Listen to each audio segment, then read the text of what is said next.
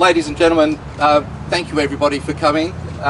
My name is David McLachlan, those of you who I don't know. I'm the Councillor for Hamilton Ward, and thank you for your presence here this morning on this, which is a significant day, the 81st anniversary of the arrival into Brisbane of the Pensacola Convoy. I acknowledge the traditional custodians of this country on whose land we gather, pay respect to the elders and thank them for their care of this country for countless generations. I acknowledge Tim Nichols, the State Member for Clayfield and Shadow Attorney General, Councillor Vicky Howard, my colleague who's Councillor for Central Ward, Civic Cabinet Chair for Community Arts and Maritime Economy, my other colleague here, Councillor Andrew Wines, Councillor for Enoggera and Chair of Infrastructure Committee, Mr Mike Harris, President of the Australian American Association of Queensland, and Teresa Pockod, who's the Treasurer of the Australian American Association. We have Captain Caspar Cooper, CEO of the Australian Maritime Museum. We have Mr Denver Beanland AM, former councillor and Brisbane historian. The esteemed Mr Noel Tunney OAM, who is President of the Gateway to Victory Monument, which is over there behind us, and author of the publication called the Pensacola Convoy. And I think he's very pleased to sign copies for you if you'd like. There's some extra copies up there.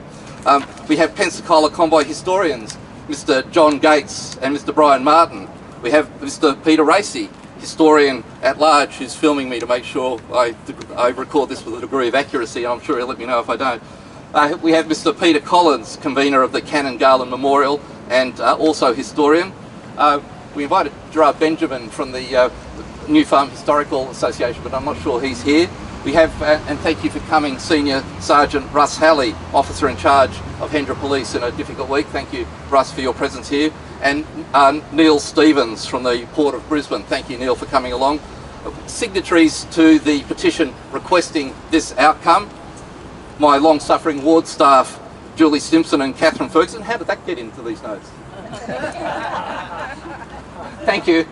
They've certainly been stalwarts in getting this event organised in a very short time.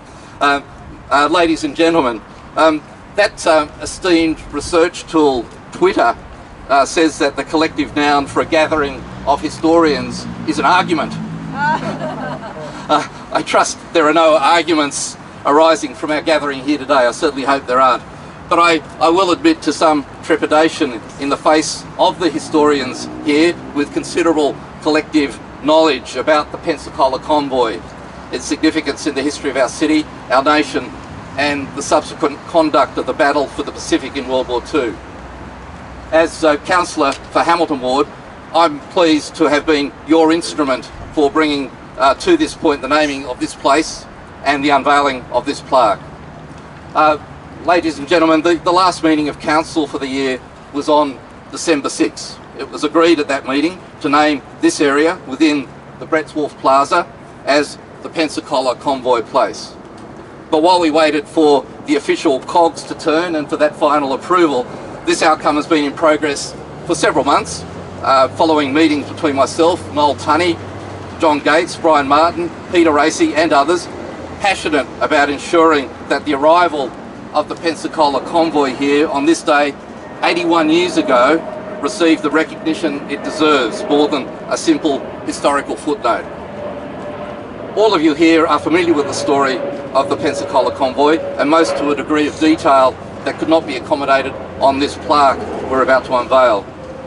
But as is the way of the world these days, there is a QR code on it that we hope will lead to more people taking some time to learn about our city's history during World War II.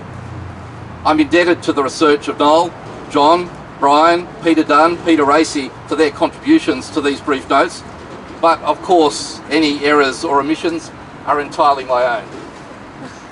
As to events here 81 years ago, I can quote directly from the official US Army history of World War II, which reads, and I quote, "From Moreton Bay, a sheet of blue water broken by small islands and edged by palm-fringed yellow beaches, Brisbane is 14 miles up the Brisbane River. As the Pensacola and her convoy steamed upriver, the men at the rails saw cheering crowds along the banks. This was because they were the first US soldiers on Australian soil at a time when Japanese forces were seen to threaten Australia." End of quote. In the months prior to that day, supply ships had assembled in Hawaii's Pearl Harbor, departing port under the protection of the USS Pensacola on November 29, 1941, with troops, equipment, military supplies, including disassembled dive bombers, and some civilian passengers, with the intent of bolstering Western Pacific US forces based in Guam and Manila. The drums of war in the Pacific were certainly beating. Shortly after crossing the equator a week later, a message was received from the Commander-in-Chief of the US Asiatic Fleet, Admiral Thomas Hart, that read, "Japan started hostilities. Govern yourself accordingly." This was, of course, the bombing of Pearl Harbor on December 7. News of further losses from multiple Japanese attacks in the Asia-Pacific, including the sinking of the HMS Prince of Wales and Repulse off the coast of Malaya, quickly followed. President Roosevelt in Washington, and reportedly in part thanks to the advice from then Australian Ambassador to Washington, Richard Casey, ordered the Pensacola Convoy to divert to Brisbane via Suva. Australian cruisers HMAS Canberra and Perth and New Zealand cruiser HMNZS Achilles joined the convoy near New Caledonia to provide additional support for the convoy's final leg to Moreton Bay. On December 22, 1941, the Pensacola Convoy ships came upstream to berth at Newstead Wharf and the Hamilton Wharves. The next day, troops from the 147th Field Artillery Regiment disembarked from the USAT Holbrook and marched along Racecourse Road to new canvas barracks erected at the racecourse, renamed as Camp Ascot. At a time when Australian forces were a long way from home, deployed in Europe, with Japanese forces attacking on multiple fronts, reported daily on the front page of the Courier Mail, including news of 40,000 Japanese troops landing on the Filipino coast north of Manila, the sight of US military ships docking here in Brisbane and troops being barracked here was a huge morale boost. More importantly, this was the beginning of the Australian-US military alliance that led ultimately to Allied victory in the Pacific. The US FIA, the United States Forces in Australia, established headquarters in the Lennon's Hotel in George Street, initially under the command of Brigadier General Henry B. Claggett. This story is not well known, and at this point I'll quote from Noel Tunney's book, The Pensacola Convoy. In the introduction, Noel laments, I quote, "Little has been done to commemorate the significant event that initiated the creation of an alliance that achieved victory over Japan's attempt to extend its empire by force. The fight back began with the arrival of the Pensacola Convoy in Brisbane." Noel's book, the painstaking research by Brian Martin, the advocacy for the recognition of the Pensacola Convoy by John Gates, the petition organised by Peter Racy, signed by hundreds of residents, the wonderful research into the area's contribution during World War II on Peter Dunn's website, Oz at War, all led to the obvious need to address the long overdue recognition of the significance of this place where we stand today.